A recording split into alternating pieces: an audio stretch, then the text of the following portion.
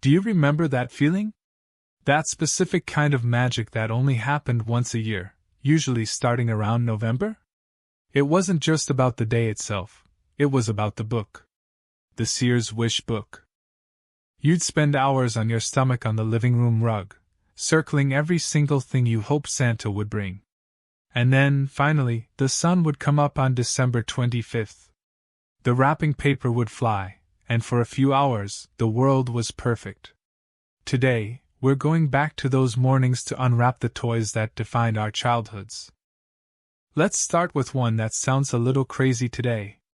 Mr. Potato Head. Now, kids today know him as a plastic lump, but we remember the truth. When he first came out in the early 50s, there was no plastic body in the box. You had to raid your mom's pantry for a real, actual potato.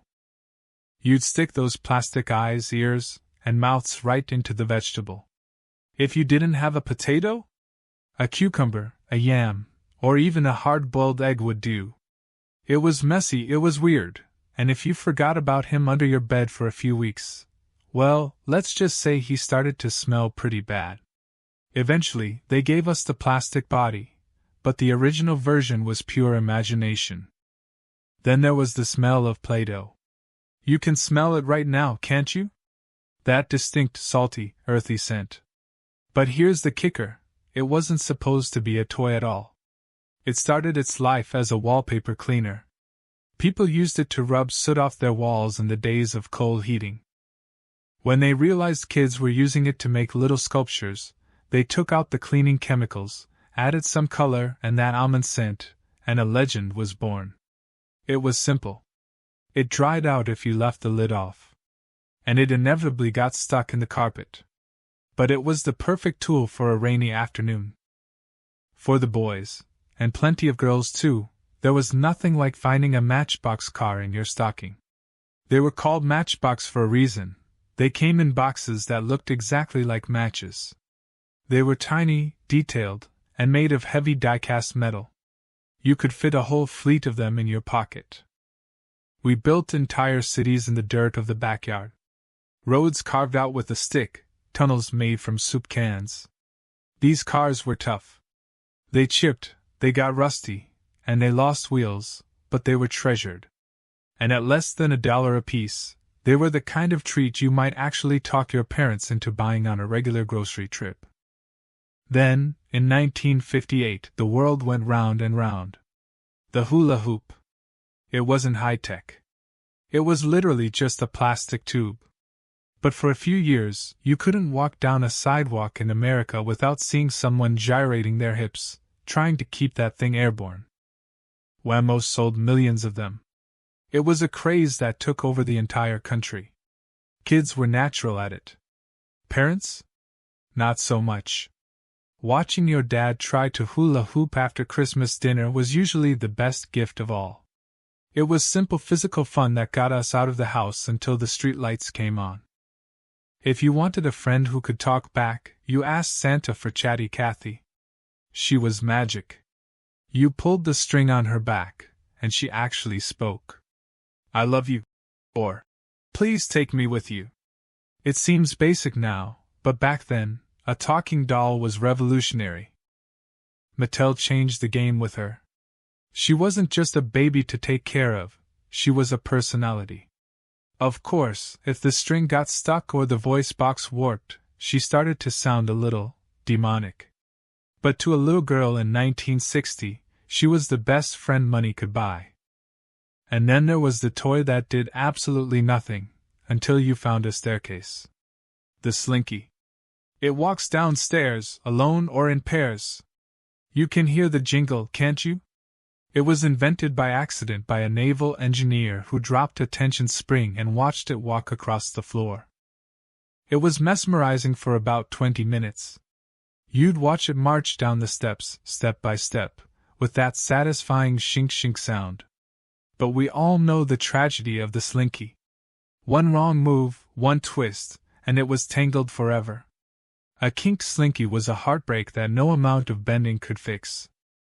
For the budding chefs, Kenner gave us the Easy Bake Oven. This was the ultimate power trip. You could bake your own cake in your bedroom. The heat source?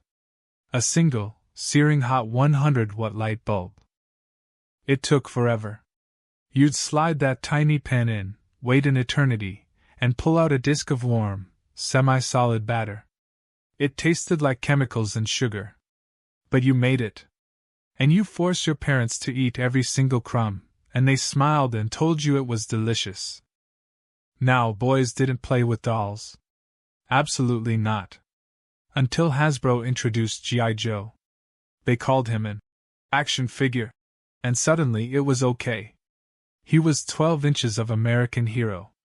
He had a scar on his face, a uniform, and enough gear to invade the living room rug. He was movable. He could hold a rifle, drive a jeep, and crawl through the mud.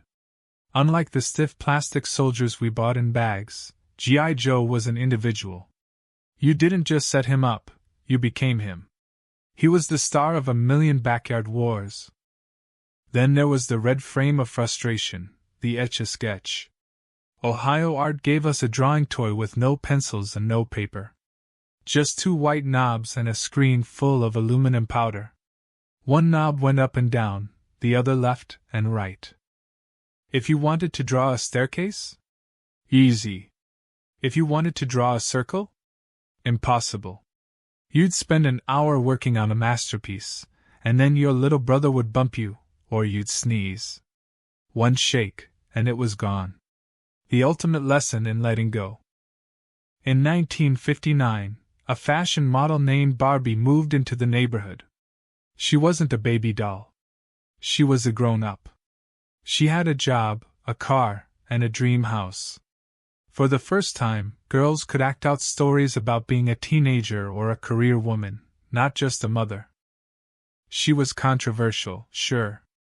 But she was also aspirational. And let's be honest, half the fun was the accessories.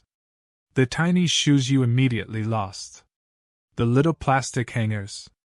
And eventually, her boyfriend Ken, who was mostly just there to drive the car. If you had a sibling rivalry to settle, you didn't use words. You used rock'em sock'em robots. You knocked my block off. The red rocker versus the blue bomber. It was simple, violent, mechanical joy. You'd mash those plungers as hard as you could, waiting for that satisfying pop when the other guy's head sprang up. It was loud, it was plastic, and it was the perfect way to burn off Christmas sugar energy. When the lights went out, the Lite-Brite came on. Lite-Brite, making things with light.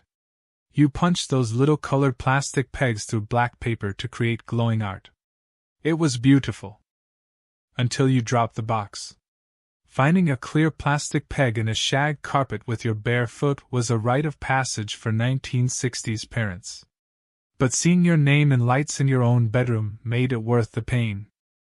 Then there was the most stressful game ever invented. Operation. It took the steady hand of a surgeon, which most 6-year-olds do not have. You tried to remove the bread basket or the funny bone without touching the sides. Bzzzzzt. That buzzer was loud enough to stop your heart. It taught us anxiety at a young age. But we kept playing, convinced that this time, we'd get the wrenched ankle out safely. We built our worlds with Lego. Back then, we didn't have the fancy kits with movie characters. We had bricks. Red, white, yellow, blue. You had to use your imagination to turn a square block into a spaceship. And for speed, we had Hot Wheels. Mattel gave us cars that were faster than anything else because of those special wheels. We'd set up that bright orange track, clamping it to the highest point in the room, usually a doorknob or a table edge. And finally, the game that promised so much and delivered total chaos. Electric football. You set up your team, you had a strategy, you turned on the switch. And the board just vibrated loudly while your players spun in circles or ran out of bounds. It didn't matter if the game didn't work perfectly. Or if the batteries ran out by noon. These toys were the tools of our dreams.